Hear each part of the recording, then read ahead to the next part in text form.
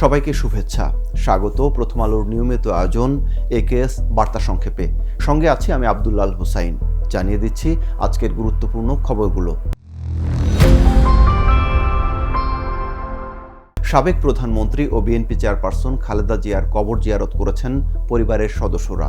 শুক্রবার সকাল 10:30টার দিকে রাজধানীর জিয়া উদ্যানে তারা কবর জিয়ারত করেন। বেগম জিয়ার ছোট ছেলে প্রয়াত আরাফাত রহমানের স্ত্রী শামিলা রহমান, নাতনি জাইমা রহমান, জাহিয়া রহমান সহ পরিবারের অন্যান্য সদস্যরা এ সময় উপস্থিত ছিলেন। তারা খালেদা জিয়ার কবরের পাশে দাঁড়িয়ে পবিত্র কোরআন শরীফ তিলাওয়াত করেন। এরপর দোয়া ও মোনাজাত করেন।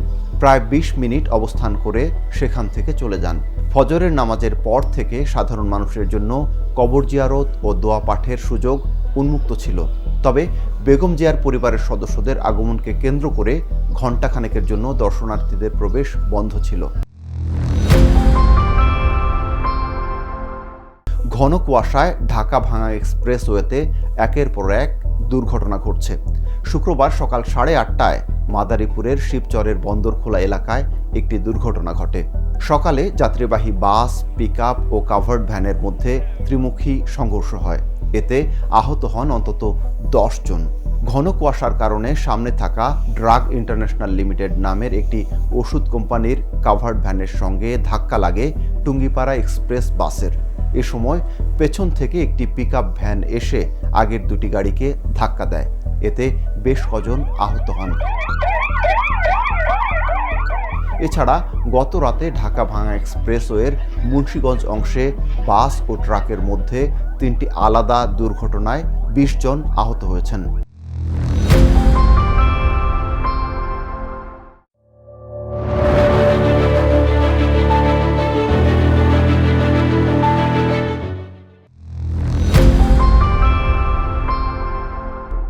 ইনকিলাব মঞ্চের আহ্বায়ক শহীদ ওসমান হাদির খুনিদের গ্রেপ্তার ও বিচারের দাবিতে আবারও শাহবাগে অবস্থান নিয়েছেন ইনকিলাব মঞ্চের নেতাকর্মীরা।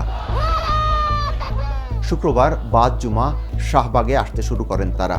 পরে সেখানে অবস্থান নেন। এ সময় তারা শহীদ হাদি হত্যার বিচার চেয়ে বিভিন্ন রকম স্লোগান দিতে থাকেন। বিচার না হওয়া পর্যন্ত তারা শাহবাগে অবস্থান করবেন বলে ঘোষণা দেন। ইরান জুড়ে ভয়াবহ বিক্ষোভ ছড়িয়ে পড়েছে। 3 বছরের মধ্যে এটি ভয়াবহতম বিক্ষোভ, যা রীতিমতো সহিংসতায় রূপ নিয়েছে। দফায় দফায় নিরাপত্তা বাহিনীর সঙ্গে সংঘর্ষে এরই মধ্যে প্রাণ হারিয়েছেন অন্তত 7 আন্দোলনকারী। বিক্ষোভের শুরু গত রোববার স্থানীয় ব্যবসায়ীদের দোকানপাট বন্ধ রাখার মধ্য দিয়ে, যা এখন ছড়িয়ে পড়েছে সারা দেশে। জিনিসপত্রের আকাশচুম্বী দাম ও ইরানি মুদ্রার অবমূল্যায়নের প্রতিবাদে অসংখ্য মানুষ রাজপথে নেমেছেন। 1 জানুয়ারি লোরেস্তান প্রদেশের একটি পুলিশ সদর দপ্তরে হামলার সময় অন্তত 3 বিক্ষোভকারী নিহত হন। আহত হন 17 জন। বিক্ষোভকারীরা সেখানে কয়েকটি পুলিশ ভ্যানে আগুন ধরিয়ে দেন। অনেকদিন ধরে পশ্চিমা নিষেধাজ্ঞার কবলে ইরান। এছাড়া জুন মাসে ইসরায়েল ও যুক্তরাষ্ট্রের বিমান হামলা দেশটির অর্থনীতিকে পঙ্গু করে দিয়েছে। অস্ট্রেলিয়ার প্রথম মুসলমান টেস্ট ক্রিকেটার উসমান খাজা আন্তর্জাতিক ক্রিকেট থেকে অবসরের ঘোষণা দিয়েছেন। 39 বছর বয়সী ব্যাটসম্যান রোববার সিডনিতে অ্যাশেজের শেষ টেস্ট খেলে বিদায় নেবেন। 2011 সালে যে মাঠে অভিষেক হয়েছিল সেই সিডনিতেই শেষ হচ্ছে তার 15 বছরের বর্ণাঢ্য আন্তর্জাতিক ক্যারিয়ার। 87 টেস্টে 16টি সেঞ্চুরি সহ 6,206 রান করেছেন খাজা। বিদায়বেলা ক্যারিয়ার জুড়ে বর্ণবাদী আচরণের শিকার হওয়ার অভিযোগ তুলেছেন, যদিও অনুপ্রেরণামূলক বার্তাও দিয়েছেন। খাজা বলেন, আমি পাকিস্তান থেকে আসা একজন গর্বিত শ্যামবর্ণের মুসলিম, যাকে বলা হয়েছিল কখনো অস্ট্রেলিয়া দলের হয়ে খেলতে পারবে না, কিন্তু এখন আমাকে দেখুন, ঠিক একই কাজ আপনিও করতে পারবেন। আন্তর্জাতিক ক্রিকেট ছাড়লেও ব্রিসবেন হিটের হয়ে বিগ ব্যাশ ও ঘরোয়া ক্রিকেটে খেলা চালিয়ে যাবেন পাকিস্তানে জন্ম নেওয়া এই স্টাইলিশ ব্যাটসম্যান। শেষ করছি আজকের একেএস বার্তা সংক্ষেপ।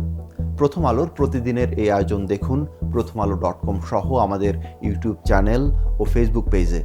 ধন্যবাদ এতক্ষণ সঙ্গে থাকার জন্য। থাকুন ভালোর সাথে, আলোর পথে।